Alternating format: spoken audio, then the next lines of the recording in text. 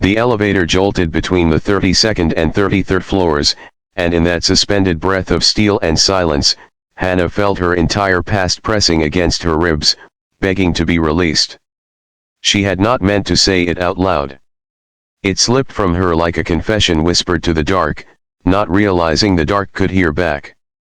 The fluorescent lights above flickered faintly, casting pale reflections along the mirrored walls, and there she stood in her red dress, clutching her phone with trembling fingers, telling her best friend that she was still a virgin at 26, that she was tired of pretending she was someone else just to survive corporate America. What if this happened to you? What if your most private truth echoed in a place where power wore a tailored suit and pressed its thumb on your future? If you were in that metal box, realizing too late that you were not alone, would you swallow your words, or let them fall and shatter? She did not know that Ryan, the CEO of one of the fastest growing tech firms in Chicago, had stepped in quietly at the lobby, canceling the call he had been on and choosing silence over interruption. He had recognized her from the analytics department, a junior employee who stayed late and left early, who never lingered by the coffee machines or joined the Friday bar nights. He had noticed her because she was efficient, invisible, reliable. He had never imagined he would notice her because of something so deeply personal. Her voice had cracked as she spoke into the phone, confessing that she had lied to colleagues who joked crudely over lunch, that she nodded and smiled when they spoke about wild weekends and failed relationships. She admitted she felt ashamed for something she once considered sacred, something her mother in Ohio had taught her to value not out of fear, but out of faith and self-worth. She said she felt like an outsider in a world that equated experience with maturity and intimacy with currency. She was tired of laughing at stories that made her uncomfortable. Tired of pretending she had given pieces of herself away just to belong. The elevator hummed softly. Ryan stood behind her, frozen, not because of the word virginity itself, but because of the weight it carried in her voice. There was no pride there, no naivete. Only exhaustion. Only loneliness. When the doors opened on the executive floor, she turned slightly and saw him. The color drained from her face. In that instant, she knew he had heard enough to understand everything. The CEO. The man whose name was etched on the glass walls of the building. The man whose approval shaped careers. Her throat tightened, and humiliation flooded her like ice water. She stepped out quickly, her heels unsteady, wishing the ground would split and hide her. Ryan did not move at first. He watched her walk down the corridor, shoulders stiff, back straight in that fragile way people carry themselves when they are about to fall apart. Something unfamiliar twisted inside him. He had built his company from a basement startup into a multimillion-dollar enterprise. He had negotiated contracts with ruthless investors. He had ended partnerships without blinking. But he had never felt so disarmed by a single sentence spoken in an elevator. Within minutes, he returned to his office and cancelled every meeting on his schedule for the day. His assistant, Michael, looked confused, but Ryan only said he needed time to rethink some internal culture policies. He stared out the window at the Chicago skyline, remembering his own early years in corporate spaces where bravado was mistaken for strength and vulnerability was treated like weakness. He thought about the jokes he had laughed at, the comments he had ignored. He wondered how many Hannahs had stood silently in conference rooms, shrinking. Meanwhile, Hannah locked herself in a restroom stall 2 floors below, her breath shallow, tears threatening but refusing to fall. She imagined whispers spreading through the office by afternoon.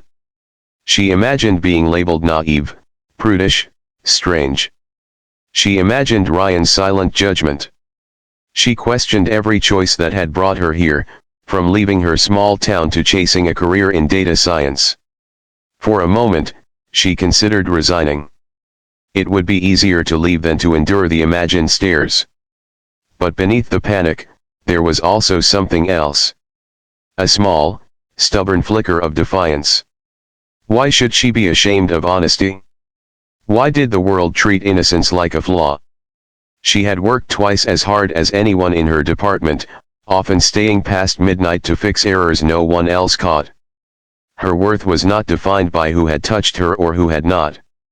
Hours later, an email arrived in every employee's inbox. A mandatory company-wide meeting had been scheduled for the following morning. Rumors ignited instantly. Some speculated about layoffs. Others whispered about investors pulling out. Hannah read the notification with dread, convinced that somehow, impossibly, this was about her. The next morning, the auditorium filled with restless energy. Ryan stepped onto the stage without his usual polished presentation slides. He looked different, less rehearsed. He spoke about company growth, about profits and projections, but then his tone shifted. He spoke about culture. About respect. About the subtle ways people diminish one another without noticing. He admitted that leadership is not only about numbers, but about the emotional safety of the people who make those numbers possible. He announced new policies regarding workplace conduct, mandatory sensitivity training, and a zero-tolerance approach to inappropriate conversations and pressure disguised as humor. He never mentioned Hannah. He never mentioned the elevator. But as he spoke, his eyes briefly met hers in the crowd, not with pity, but with recognition. It was not a grand gesture. It was not dramatic. It was quiet accountability. Over the next months, small changes unfolded. The lunchroom conversations softened. The late-night work sessions felt less suffocating. Hannah found herself contributing more in meetings, her voice steadier. She began to realize that the shame she carried had never truly belonged to her. It had been handed to her by a world uncomfortable with difference. Ryan, too, changed in ways few noticed. He began mentoring young employees more personally, asking about their backgrounds, their fears, their dreams. He stopped laughing at jokes that once seemed harmless. He understood now that power is not measured by dominance, but by the courage to protect dignity. One evening, as the sun dipped orange behind the skyline, Hannah found herself alone in the elevator again. The same mirrored walls reflected a woman who looked stronger than she had months ago. The doors opened, and Ryan stepped in. The silence was no longer suffocating. It was calm. He did not apologize directly, nor did he reference that day. But he thanked her for her dedication to the company, for the resilience she showed in her work. In his eyes was something sincere, something human. And in that quiet acknowledgement, she felt seen not for her vulnerability, but for her value. Life did not transform overnight into a perfect fairytale. Hannah still faced doubts. She still wrestled with insecurity. But she no longer felt alone in her difference. She understood that her worth was intrinsic, untouched by societal timelines or expectations. Before this story closes, tell me in the comments what you would have done if you were in that elevator, carrying a truth too heavy to hide. In the end, it was not the confession that changed everything, but the courage behind it and the willingness of one man in power to listen.